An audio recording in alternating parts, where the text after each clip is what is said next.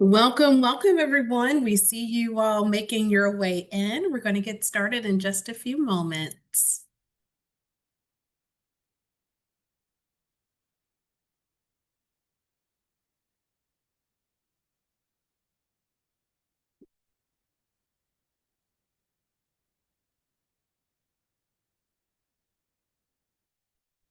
Welcome, welcome everyone. We see you making your way in.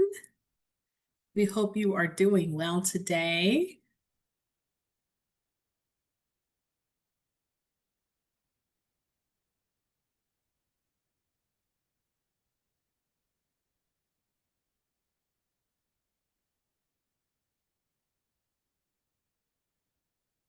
Excellent, excellent, excellent. So, for those of you who are making your way through, welcome. We are so excited that you're spending your time with us, whether it is the evening, like it is here in Saratoga Springs, or another part of the world, morning, afternoon.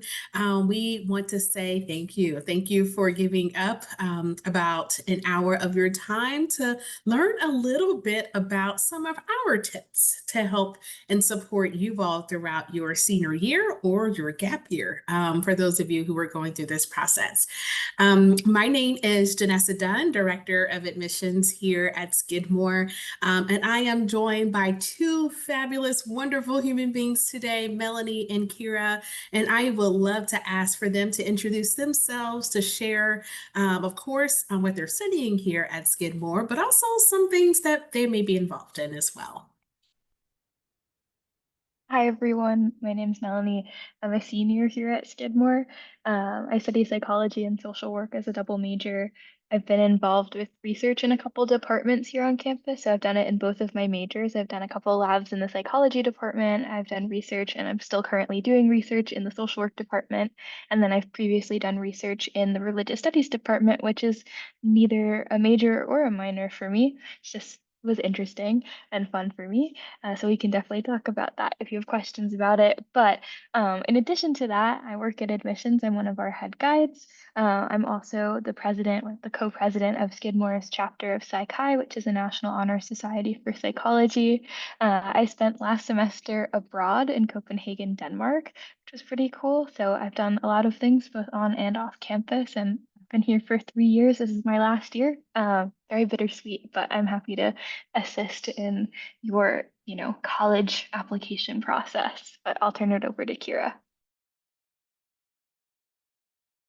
Hi, my name is Kira. I am a junior this year, which is kind of scary. I'm a biology major on the pre-medical track with a potential chem minor. I don't know how I feel about that yet, but outside of working in admissions, as a scheduling head guide as well as an ambassador, I work in the chemistry department as a lab TA. Um, So not actually teaching the lab, but just making sure things don't go awry. I'm also the president of Skidmore Women in STEM, which is a club that I founded. I'm the secretary of Skidmore Polo, and I am also a crew chief in training with our on-campus EMS group, SCEMS. Um, and then I have done research in the biology department and also health and human physiological sciences. Yeah. Wow, wow, and wow. I see Melanie and Kira quite often on campus, and I am still very amazed about how they're able to balance so many of their passions and responsibilities on campus. And I know they're going to have so many wonderful tips for you all because they were just in your shoes just a few years ago. And so my hope is that you'll be able to leave our session today with some things that are tangible, but also some opportunities to connect. It is so lovely to see so many of you here in the chat who are sharing where you're coming from. So I see you all in Ohio, Massachusetts. I see you, Nova, Northern Virginia, Syracuse, New York City, Idaho, Austin, Texas, Baltimore, Maryland. Brooklyn, New Jersey, Northampton, Massachusetts. Oh my goodness, Santa Monica, California, Manhattan. Oh my dear goodness, I think we may have almost all time zones, US time zones in this space, with the exception of Alaska and Hawaii. But I'm just so grateful that you all are spending your time here. Chicago, we see you, which is great. I will share with you that throughout your time today and our time today, please utilize the Q&A feature of our webinar today. We will be looking at those questions and answering many of them live. So we want you to be able to utilize that throughout your time. I will also share with you, although my role is the Director of Admissions today, I am taking off of that hat essentially, because this particular session is designed for you. No question is a bad question to ask, especially as it relates to approaching your senior year and also how to balance areas. And so we're going to talk about application process and strategy. We're going to talk about time management and balance. We're going to talk about support systems and mindset. But honestly, we also want to hear from you. So again, utilize that Q&A feature and we will answer as many of those questions as honestly and as authentically as we absolutely can. So without further ado, I'm just going to close the chat a little bit and ask you all to redirect to the Q&A.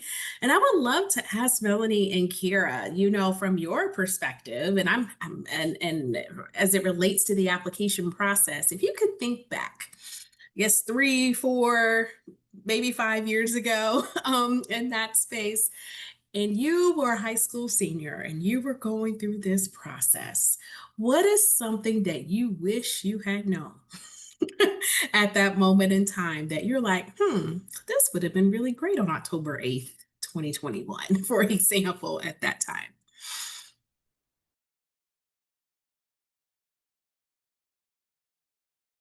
I'll go first. I think it gets really frustrating, the process, right? We get so caught up in it. Um, my high school, for example, was very, very, very competitive. You know, I need to go to top whatever school. I need to go to an Ivy League, and it felt like we were not prioritizing our needs in a school and what we wanted for our education, but just this like honor prestige that the world views in these Ivy League. It's like a game, right? But like it's important to assess what our needs are and figure out, you know, what schools are going to do that for us. And so, you know, it's hard to do that at 17, to have all these options thrown in front of you. There's thousands of colleges. And so it's really hard to figure out what you as a 17-year-old think is best for you. Um, but it's something that can be a guiding force in knowing, oh, you know, I learn really well in a small class size, or I really like when my professors know who I am. It helps me feel supported academically and socially, and I need that in a school, right? Or if you decide, oh, you know what, a big school is for me. I want to have a big pond with lots of fish. That's fine, but this is, you know, looking for information and figuring out what makes sense for us is, I think, an important part of the process. So hopefully tonight, you know, through talking to us, you get more clarity in what makes sense for your needs. But I'll let Kira chat. No, I really agree with that. I think if I could go back in time, to this time when I was applying, I think I would focus on like visualizing the school that would best support my specific needs and not like getting distracted by like fancy things that other schools might offer. I think being able to like visualize yourself within a space with the people on the campus, I think that's that would have led me to make some different decisions in my application process. Um, and I think I would have been better off having made those decisions. Um, but I guess in the end, you're going to end up where you're meant to be. It's just trying to make that less painful, I guess. Yes, I'm hearing so many different pieces. It's the challenge of going through this time, knowing that the challenge is probably always going to exist, and also being true to yourself and the role of authenticity and kind of taking out the noise, if you will. Both you, Melanie, and Kira mentioned a little bit about that. And so, as we think about the college admissions process, there are some misconceptions that come about as it relates to the application process. How do I present myself in an essay? For those institutions that may offer interviews, for example, how do I present myself in that way? Is there a topic that is completely off limits? Or is someone else thinking of the same topic as me? All of these kinds of things may think that you may be thinking about, and that's okay, and that's normal. I will share from an admissions officer perspective, not director of admission, but from admissions officer or reader perspective, is when we are evaluating a student's essay, for example, and let's just say the personal statement, the 650-word essay, for example, we love to see our students use their own voice. We love to see them complete a full thought. It does not have to be jamming in all of your life, and that's those 650 words. And it's also one where we see students have fun and they can be creative. And so I have seen spoken word essays. I've seen students use a dialogue and they're talking to their younger selves or their older selves in that space. I've also seen students who have taken the more traditional route, your introduction, 3 body paragraphs and a conclusion, for example. And I will say, there are some topics that are going to be inevitable. We know that many of our students, the majority of our students, are traditionally coming to Skidmore, coming from a high school experience or a gap year experience. We have several students who are involved in the arts, in sports, in volunteer work, in maybe perhaps a research or an internship. And those topics will come up in those spaces. But what differentiates our students is how they talk about themselves. And my piece of encouragement and oftentimes a misconception is that it has to be pristine and it has to be exactly what you want us to think of you. And what we want you to think, what we want to know from you is something that no one else can say, and that is your experience with that specific interest. And that should be about 75% of your writing. Or if you're interviewing with other spaces, that should be 75% of your conversation. The other 25% is giving us context about what you're doing. The other 75% is something that you can own. So that's a common misconception that I typically see with students, but I would love to hear from both of you, Melanie and Kira, if you can think back, or even just your interactions with high school students with your roles here on campus. What are some things that you feel are misconceptions from approaching the college application process? I think like there's this big thing of like, I need to be the most impressive person that this admissions counselor has ever seen. That was the impression that I had at 17 when I was applying to college. And I was like, I don't know how I'm going to convince these people that I'm the most amazing person on the planet. And so I had I had to reevaluate that line of thinking and be like, oh, especially now, right, that I'm on this end of the college admission cycle and I work at admissions and I meet a lot of students, your guys' age. It's a lot easier for me to understand that like this is just a way for you to show who you are, right? So there's this, you have, if you're familiar with like the common application and you have this, activity section and there's all these different ways you can say how you're involved and what you like doing. And the essay is another opportunity for you to be like, this is who I am as a person, right? In high school, I did stage crew. And so I was building the sets and I was doing stage management. And I was like, well, they already know that about me, but what do they know about my personality? So I was trying to use my essay as a way, so people like Janessa could know, oh, Melanie, she builds sets, but how does she communicate with other people? How does she interact with other people? I wanted people to know that I love interacting with people, that I love people, that I am kind and compassionate. So how do I connect all the things that I do and show this like little like interwoven layer of my personality?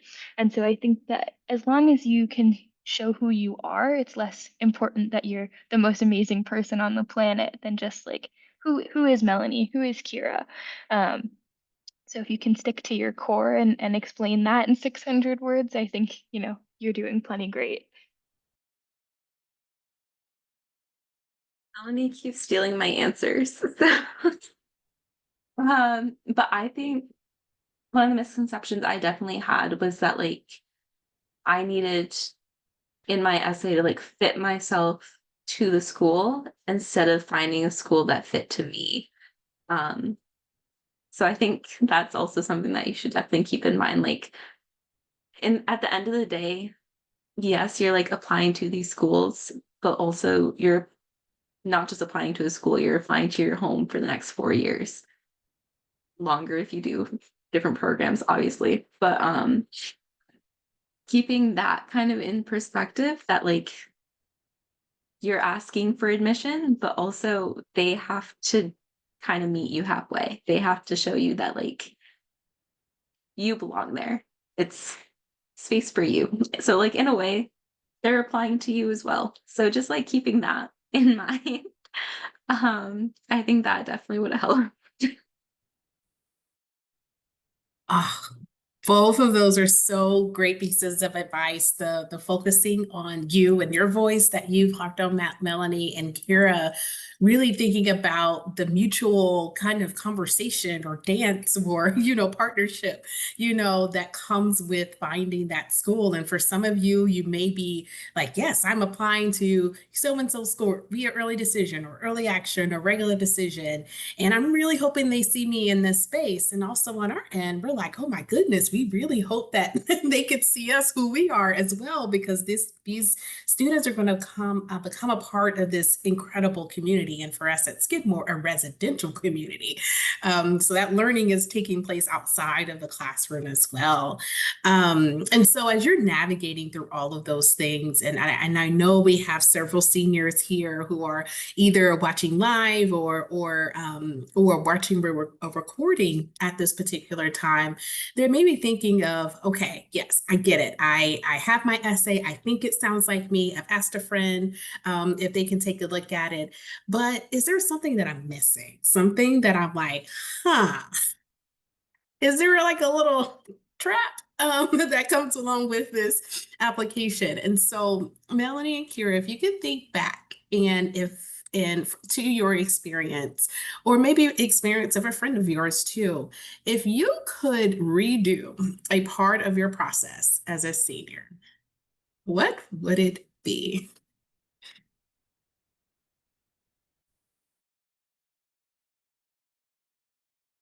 I feel like, I mean, I feel like I'm taking the easy way out with this answer. I applied to college 4 years ago, and we were deep in the pandemic. I didn't get to see many schools in person, and it's a really great way to get to know a school and understand if it meets your needs if you get to see it in the flesh. It's not to say that you can't find the right school if you live across the country or across the world, but it adds another layer to be able to see it in person. And I only got to see 3 schools in person. Skidmore was one of them. And I don't know if that's a coincidence or not. Um, but if I had the opportunity to see more schools, I think that that would have been beneficial. I also didn't really engage a lot with online information sessions. I was not doing the extra step of listening and interacting with current students, which I think really helps to paint a picture of what the school environment is in a very authentic and natural way and not in the way that it's advertised. It's not to say that there's false advertising, but it's authentic when it comes from a student who's 20 and, is just saying what it's like to live on campus. And so I think I would have benefited further from getting that from every school that I had looked at and not just the few that I had really narrowed in on. So I think if I could go back, I would also reach out to people more, people who are on campus, people who are actively engaging in the Skidmore community and things that I have an interest in. Um, so like if I would have reached out to people in STEMs before I even applied, I probably would have taken the EMT course sooner and started STEM sooner. So and it kind of like goes back to like finding your place here. If you can see how other people with like similar interests have made their place, you can be like, huh, that sounds like something I want to do. So just like getting a sense of the community at the school, I think that would have been very beneficial for my college journey as well. Those are excellent pieces of advice. And I think it also just helps kind of like the putty that kind of fills in different spaces. It's great to be informed, you know, to make informed decisions that you feel confident in that space. And so kind of shifting gears a little bit, again, we have so many fantastic students who are very active in their fall semester in or spring semester, depending on what part of the world you're in that space as well. Um, you have sports games, you have baseball, you have soccer, lacrosse, you have fall plays, you have research, study abroad, so many different things to balance. And on top of that, you're applying to college and you're putting yourself out there for folks to take a look and read in that space. And so from your experience as current students who have pretty much parallel lives right now on the college side, what are some tips that you have? Because both of you live very busy lives. How do you stay motivated when things get overwhelming or stressful?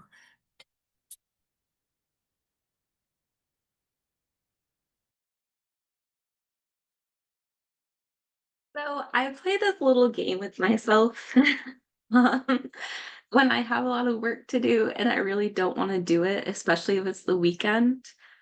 And I don't recommend you do this every weekend. This is very irresponsible.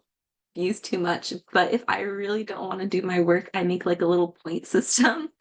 And after like a certain number of points, I get to take the next day off and I get to go shopping downtown. So last time I earned myself a new book from the bookstore and some yarn. Um, so I definitely recommend like making a reward system out of it.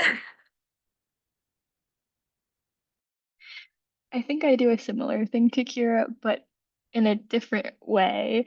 Um, I try to use my weekends like when I need time to not be doing schoolwork to do things to support my friends. Like my friend is on the polo team, so is Kira.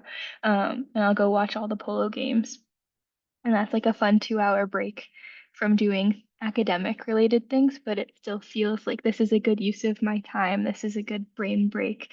And I'm supporting my friends and I'm having fun. But I definitely don't um, overwork myself in the same way that I did in high school. I've come to value my sleep, which is a really good change. Um, I definitely make more time. For myself and things that I enjoy doing. And I'm not, head in the books till 1 in the morning, which is how I used to be. And I still do well in school, but it comes to a point where you understand that, to be a good student, you need to sleep. And to be a good student, you need to take care of yourself. And there's always room for self-improvement. I'm not, I'm not perfect at that.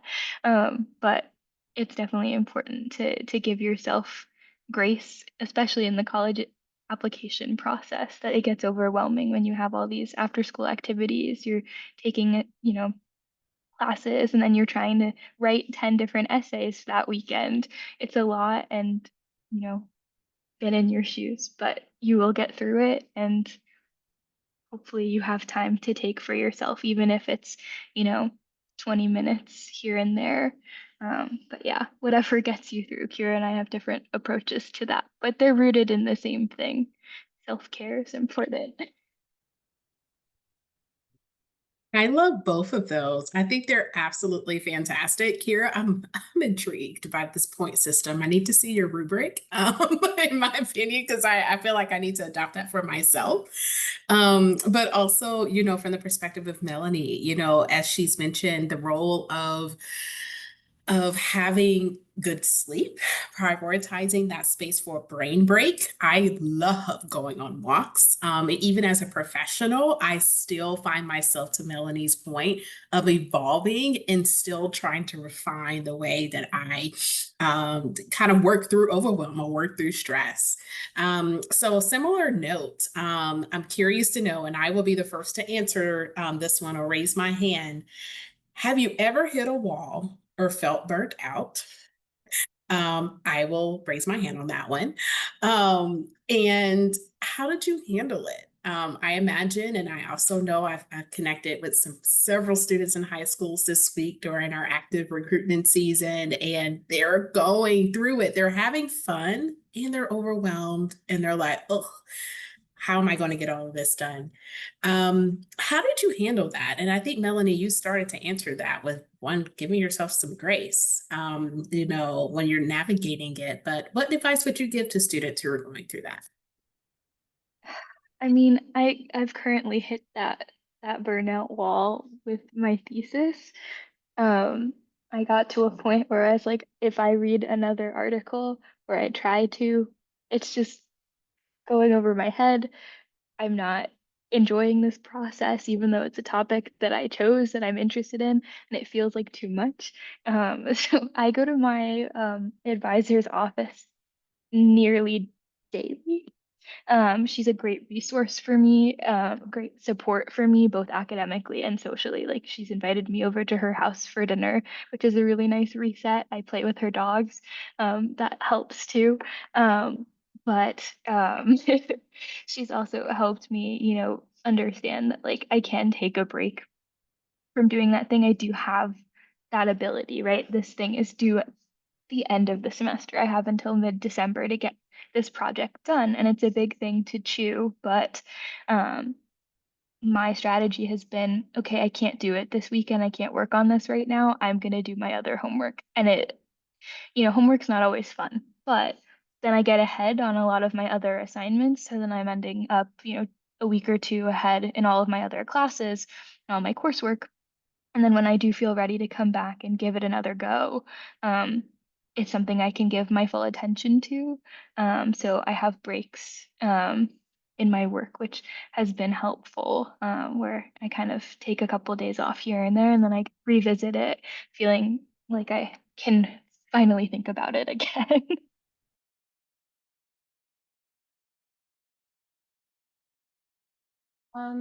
Yeah, so I would say that sometimes the hardest step is recognizing when you're burnt out. And so you always kind of want to you want to learn to be aware of yourself to maybe stop it just before that point. Um, but also just recognizing when you can't do anymore, recognizing when your brain can't digest any more information or you can't really do any more work. You have to understand that pushing through it isn't going to produce any great work. So you kind of have to force yourself to step back and be like, okay, if I keep going, I'm just going to have to do it again. And that's just a giant waste of time for everyone. So, recognize when you hit that wall and then take a step back, kind of like Melanie said, and refocus on something else. Um, put your energy into something else. Because you can't pour from an empty cup. So just give yourself time to fill that cup again. Um, but yeah. Y'all, the wisdom. Melanie, Kira, I just need both of y'all just right here with me all at all times, in that space. And I think it resonates, of course, with our wonderful students here, but also maybe parents, guardians, community advocates who are navigating this. We know that several of you may also have family responsibilities or part-time jobs and balancing other pieces in addition to what we've mentioned. And I just want to say you're doing a great job. You are here, you are giving yourself space to learn about new tips and tricks, but also giving yourself a brain break as well. So I want to send all the kudos your way. We do have a few parents and guardians here in the room, and we are so glad that you're here. I know I saw one in the chat from Ohio. I'm so glad that you're here. And as well as, thinking about how do you best support your student or someone in your family who may be navigating through this process. I have the pleasure of working with fabulous family members who are so eager and excited. Some of my closest friends are actually working in admissions who have children who are going through this process right now. And the best term that they have used is they mentioned, they're like, oh yeah, this is humbling. Like I thought I knew, but I don't. At the end of the day, and it's requiring them to take a step back in ways that is great, but also unexpected. So Melanie and Kira, if you could give advice to those who are supporting our students right now, how would you say, or even perhaps maybe your own personal experiences for those who may have supported you through your college search journey as well? I think that, I mean, from my specific experience, my parents had no idea how any of this worked, right? It changes all the time. It's very different from, I think like the 35 years ago it had been at that point since they had gone to college and it wasn't this complicated and they didn't understand, why I was so worried. And I felt like I had to know everything and teach my parents. So you being here and being proactive and trying to support your child in this process is really wonderful. Whether or not, they verbalize that to you or understand it at the time, they'll come around. We, retroactively understand that it's helpful to have someone supporting you through that process, even if you don't, know what to do, or you can't help them with their essay, or you can't do the application for them, but at least, you're there after a long day of trying to write supplementals. So just trying is really great. Listening is also really helpful. Just letting your kid come to you and be like, this sucks, because it does sometimes. Um, can be helpful, for me being micromanaged is like the worst thing. I hate being told what to do. I've always hated it. I hate when people think they know more than me, even when they actually do. And so having, my mom come to me and be like, "Oh, do you think we should do this?" And I'm like, "No, no, no." Right? So it's a hard line to be like, I want to be involved and I want to help you and I want to support you. Um, but finding that balance of when to jump in and be like, let's do this together, and other times be like, I'll take a back seat, you tell me what you need, can be really great. But I'm rambling, so I must stop. I definitely agree with a lot of that. And I think also as parents, I say that like I am one, but as parents, I think it's important. Like this is the first major decision that most of your kids are probably going to be making on their own, more or less. Like this is a decision that's going to be personal to them. So like you can give advice, you can give some input, but ultimately they have to be the ones making the decision. Um, so just like keeping, like you can be a sounding board. Always listen, always hear your child and what they're actually trying to say. But ultimately, it is their decision. So just like keeping that in perspective as well, even if you don't agree with it, understand that like they probably know themselves pretty well and can make this informed decision. Um, yeah, just you have to be a little bit more hands off than you might be used to. But yeah. So, with those pieces in mind, Melanie and Kara, and I'm going to have a heavy hitter a little bit. I imagine there may be a few students who may be thinking about, oh, I really would love to talk to my family or friends about what I want to plan, in this way. but I really don't know how to go through that. How do I garner up, the opportunity to respectfully share what those plans are, especially if my family and friends have very strong opinions in that space. And so, from your perspective, from a student, and I can also share from my perspective what I've seen and professionally on my side, but from your perspective as students, um, did you or have you had to navigate those hard conversations where there may have been very strong opinions, about, your plans after high school? And how did you navigate that? How did you kind of empower yourself to respectfully navigate it?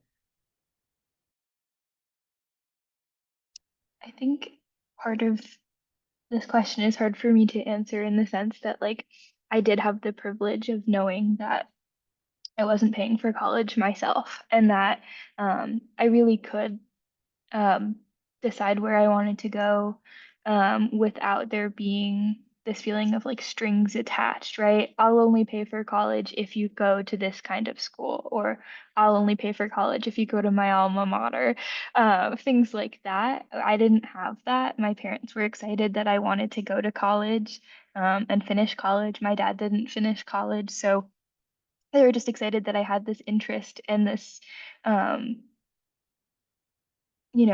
idea that like that was the most important thing for me. And so they were very supportive. I think um, if parents are not the source of support in the process, trying to find support from other adults can be really helpful. In high school, my English teacher was really helpful, as well as I had a really wonderful school counselor, school guidance counselor, who was like a second mom to me and was really helpful at pushing me to go beyond my scope of what I allowed myself initially to apply for. I had family obligations that made me feel like I needed to stay at home.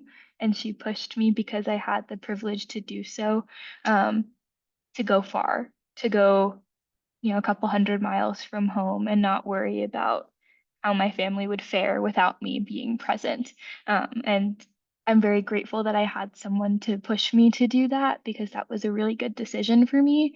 So if you can't go to your family first, if there's another trusted adult to go to find someone who's going to uplift you in that and empower you to make the choice that feels right for you, I think that that's really helpful. Um, so I also had parents that were super excited when I got into Skidmore. I did ED2, which is one of our early decision programs. So I was pretty sure we had already like sat down, talked about it. Um, if I got into Skidmore, I'm going to Skidmore. Um, so I think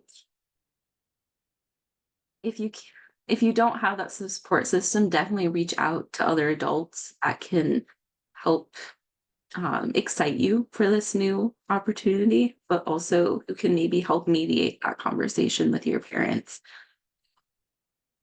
and kind of find a way to have that conversation in a way that's not gonna stress you out too much and that will have hopefully a positive resolution. Um, yeah, I don't think I have much else to add onto Melanie. Both of you answered that so beautifully from your own lenses. So thank you both, Melanie and Kira, for sharing those. Because I know that we have, supporters of our students here who are thinking of how do I, navigate this while also knowing that there may be some boundaries and some restrictions that may navigate the process as well. I will share, from an admissions lens on this side in that space that we see such a variety of students and family dynamics and questions and concerns and excitement and all kinds of things. And I would say that the most successful, if I could even frame it that way, those who navigate it, successfully, that's probably the best way I can describe it, are those who are open and honest with one another earlier rather than later, but also recognizing too that some things are unearthed over time. And that there are many spaces, and I've had the privilege of working at fabulous Skidmore College, as well as wonderful institutions, that admissions officers in general are happy to talk with families with those about those concerns if it gets to that point. Sometimes it is moving away from home, and there may be responsibilities back at home that may navigate it. And sometimes families need to know that their students are going to be taken care of, right? In other ways, it may be picking up the phone in those different ways as well. So I will share, from a Skidmore lens, that we're always happy and able to have those conversations early and often, or even on the back end as well, especially as you're navigating the in-between. And so as you're navigating the in-between, and I know that question has come up in the Q&A as we transition as well in this space, how do you keep your perspective, especially, we have decision plans, early decision, regular decision. For some students, you all may be applying early action at other institutions as well with different release dates and timelines. How do you keep things in perspective from your perspective, Melanie and Kira, when things don't go as planned? Or advice that you would give, especially in that in-between of waiting when you click submit and then not knowing what the institution's decision is going to be. Yeah, I know that's a big one there. I want to answer this question honestly. So I applied early decision to Skidmore round one. So I did not experience rejection in the college admissions process. I had heard back from one other school um, that I had applied to before Skidmore. That was like an in-state school. But yeah, I don't, know firsthand what it's like to not get into the school you want to get into. But I think Kira kind of touched on it earlier with um, ending up at a place that makes sense for you, even if it doesn't feel that way in the moment. That whole saying of rejection is redirection is really frustrating, I think, to hear in the moment. But a lot of my friends who didn't get into the schools they had originally really wanted to go to have ended up being really happy at the schools that they did end up at. And you can make a place for yourself, I think, at most places and find your home.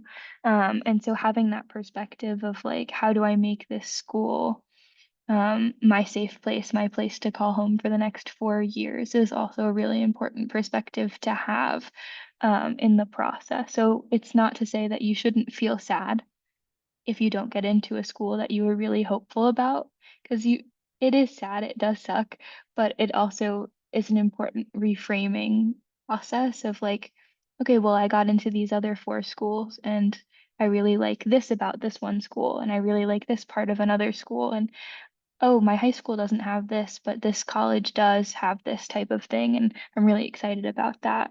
Um, so trying to find the silver lining in that situation, I think, can get you out of the sadness part of it. I have a complicated answer in a way. So I ED2'd at Skidmore because I didn't get into my ED1. And the majority of me was very happy I didn't get into my ED1. Like over time, I realized it was like between submitting my application and getting the decision, I had quickly begun to realize I had made the wrong decision in doing ED1 there. So when the rejection came through, I was very happy that I could then apply ED2 to Skidmore. Um, but then also it kind of stings like, oh, I wasn't good enough for you. So like there was that duality to it.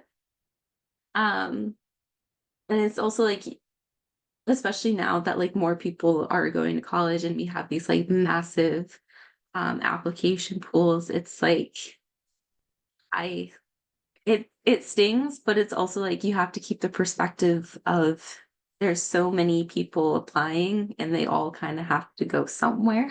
um And it's like sometimes admissions directors and people in charge of those decisions, they can see in your application that like you wouldn't be the fit for that school. Like sometimes you get blinded by like what you want in the school, and admissions officers, they can come sometimes see that.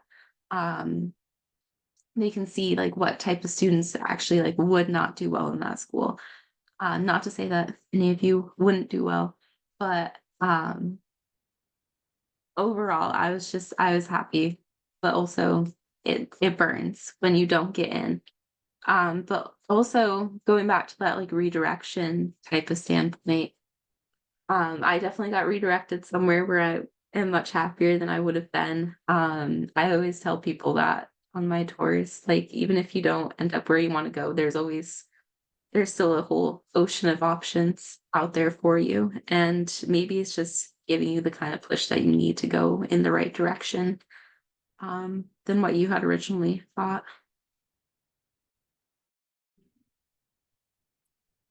I love the juxtaposition of both of your responses because it really kind of talks a little bit about where I imagine that students here who are listening may fit in both buckets, in that space in terms of perspectives and Kira, I like that how you describe the duality that both of these truths are coexisting. I am both excited, but also like, really? Like, did that college really just reject my awesome self, in this space? And not to say that's a humble brag, but really kind of thinking through that those are very possible feelings that students will have and to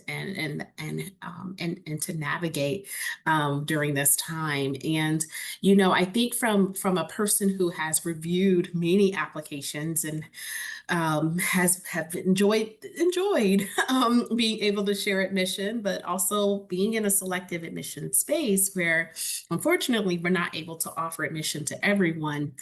I can share with deep confidence, that an admissions decision is not reflective of a student's ability, their potential, who they are as a human being, their families, and their impacts within communities. In some cases, these decisions are splitting hairs and splitting hairs again, in those ways. And I will share with you as a reminder, and I will continue to do this until my face turns blue.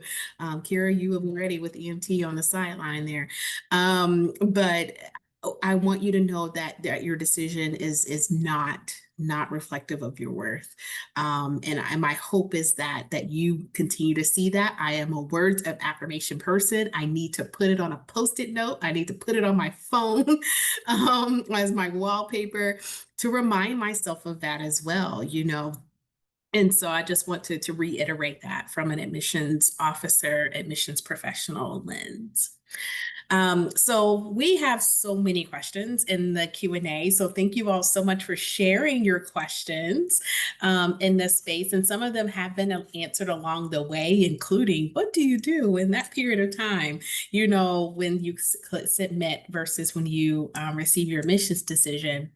There's a really great question here that talks about or really asks the difference between handling stress in high school and handling stress in college. What's the difference? And I know, Millie, you kind of hinted on this a little bit earlier based on how you're approaching it, but what would you say are the main differences? I mean, I think it depends on the context a little bit of your high school environment versus the environment of your college. My high school, I talked about a little bit earlier, was super competitive, super high stress, super like I need to do better than everyone else. You got a 98, well, haha, I got a 99 kind of vibe. Like not stressed on, oh, I learned something, but what does my score say? Coming to college, I was looking for schools that were collaborative and not competitive, and I found that to be true in the academic environment in which I study. My peers form study groups. We sit in the library and help each other We go to office hours, right? In high school, you wouldn't catch me dead in a teacher's office. I was like, no, no, I don't need help. I can figure it out on my own. I can study and work this out. Maybe I'll ask a friend who knows what to do, but I don't need to go to my teacher before or after school. In college, I'm in my professor's offices all the time. Um, they're a resource. You're here to learn. My mindset has definitely made that shift, which has helped me feel less stressed about my achievement and more just like, am I doing what I need to be doing? What am I getting out of this? And so it's not to say that I don't feel stressed. I definitely feel stressed. I feel stressed today quite a bit. But knowing that I have professors who care about me more than just how I do in their class, but genuinely as a human being has been really helpful. I've also created a pretty great support network with my friends, right? Kira is one of my friends. And it's really nice to have a lot of Kiras in the world. To feel loved and supported by peers, I think is um, something that is easy to find here, or at least it has been in my experience, which makes, dealing with academic stress or family life stress just that much easier. So it's not to say that, life gets astronomically better just because you go to college, but I think you grow as a human and you figure out what to prioritize, and that can help alleviate some stress in a lot of ways. So I want to start by saying everyone should also have a Melanie. Melanies are wonderful. Um, but I think I was also like very high stress in high school. I was taking all the APs, doing all the honors courses, all the things. No study halls, always filled it with classes. So I think for me, the biggest difference, and especially being pre-med in college, which is like historically one of the most stressful majors to ever exist. Um, I think the biggest difference for me is that like high school, I was stressed because it was a lot of busy work. It was a lot of classes that I didn't necessarily like care about as much. And so I was just like, oh, I have to do this assignment for this class that I will never use ever again. Um, and so that kind of it felt like needless stress, I guess. But transitioning into college, taking classes that I genuinely care about, being able to have more freedom with my schedule and what classes I'm taking, um, I think the stress has like shifted into a more like I don't want to say like productive stress. There isn't really a productive stress, but like something that I know I'm going to get on the other side of and feel better for it. Um, and then also definitely building that support system. I had a pretty good support system in high school, but in college, it's like professors here, they treat you like adults. You are adults. Welcome to adult land. Um, and just like they understand like where you're coming from. They understand what it was like to be a student in class, not always understanding things, but still like putting the effort in to understand.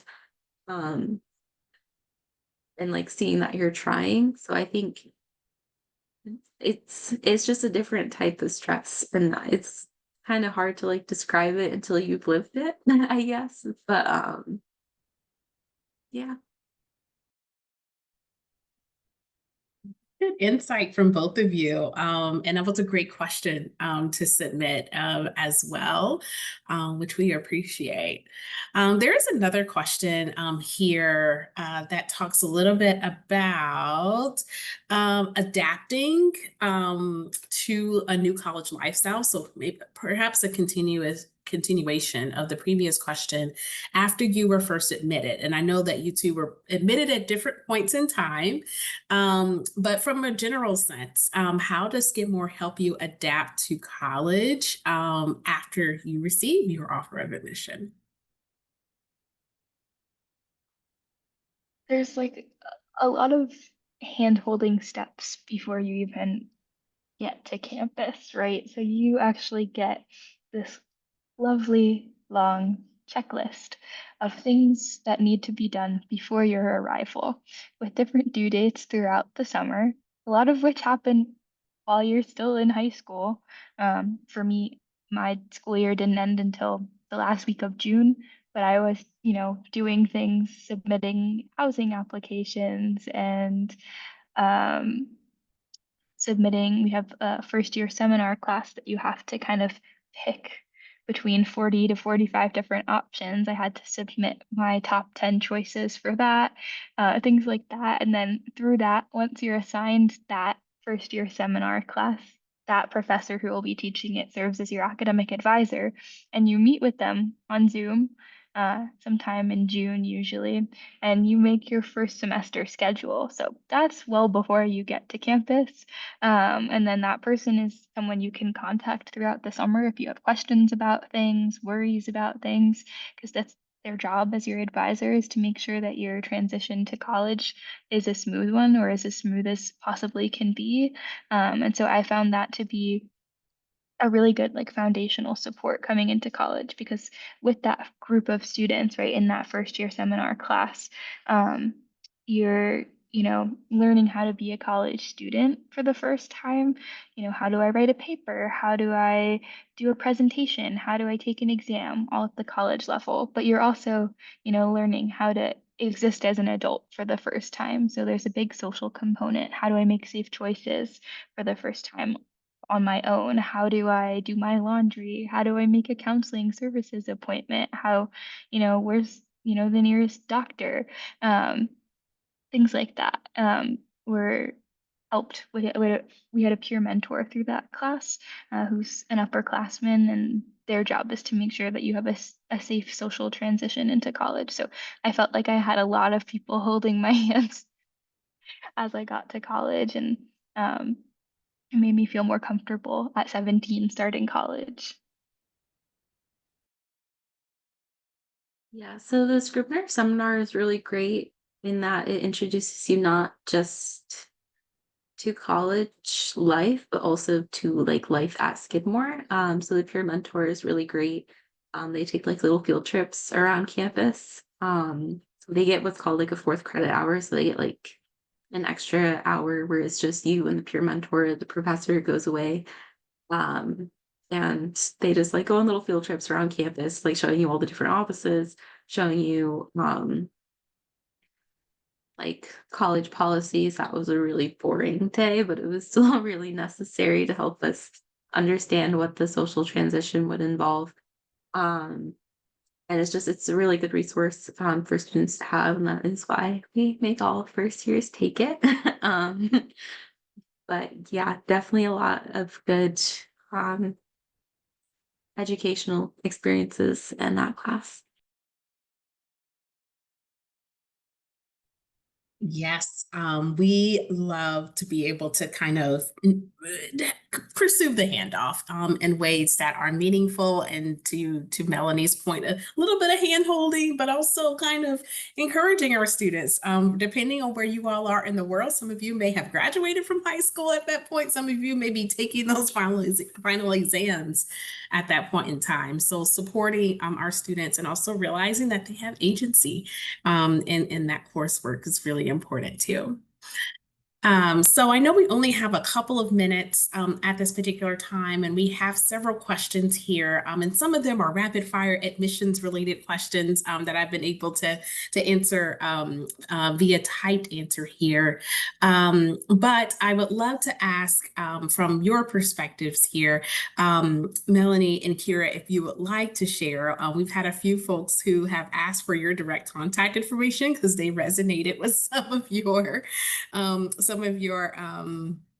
your interest here. And so if you would like, you're more than welcome to add those in the chat for those who want to connect with you after today.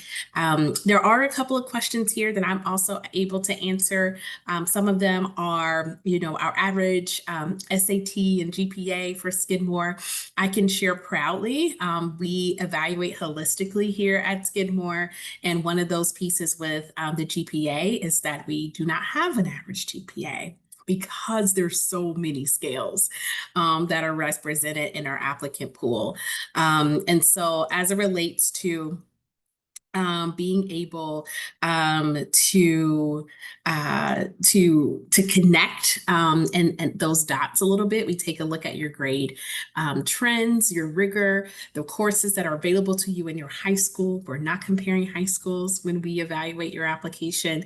And we also see 4.0 scales, 12.0 scales, 80-point scales, 90-point scales. Some schools do not give us grades. You know, we have narratives. And so we evaluate holistically in that space. I will also share with you our middle 50% for the SAT is around that 1350 to 1470. Our middle 50% for the ACT is a 31 to a 34. I will share with you transparently that about 65% of our students at Skidmore who were enrolled have not submitted test scores as a part of their review process. So that middle 50% is only representing our students who do, that 35%. So I want to bring some context there as well. Lastly, there was a really great question. What is the goal of an interview? I will share with you all that we do not require an interview here at Skidmore as a part of the application review process for our students who have been engaged in an English-based curriculum for at least 3 years. A lot of it is to relieve you all. We know this time of year is a lot. You're filling out a lot of applications. There may be essays that you're preparing as well as your coursework, and we do not want to add anything that is an additional to those areas. I can share with you though that if you are interested in connecting with us intentionally, this is of course a wonderful way to connect with us, but also please feel free to email and write to your admissions representative, and we're happy to connect you with folks across campus as well. A couple of last questions here. Do you apply through the Common App or through Skidmore website directly? There are 3 wonderful platforms from which you can choose. We have the Common Application, which is the most common, the Coalition application, as well as the QuestBridge application. And we may have some QuestBridge students in this particular session tonight. So whichever one those apply to, please feel free to use them. We have no preference for the platform that you decide to utilize. And then, of course, last but not least, we want to thank you. We want to thank you for your engagement. We want to thank you for your time. And we also know that the conversation does not stop here. So Melanie and Kira have shared their email addresses here in the chat for you all. We want to say thank you for just your engagement, and also good luck. We are here. We're rooting for you. And for those of you who are listening to the recording, we're rooting for you as well in this space. So again, we hope you have a great evening, morning, or afternoon, and we hope to see you soon. Take good care, everyone. Bye.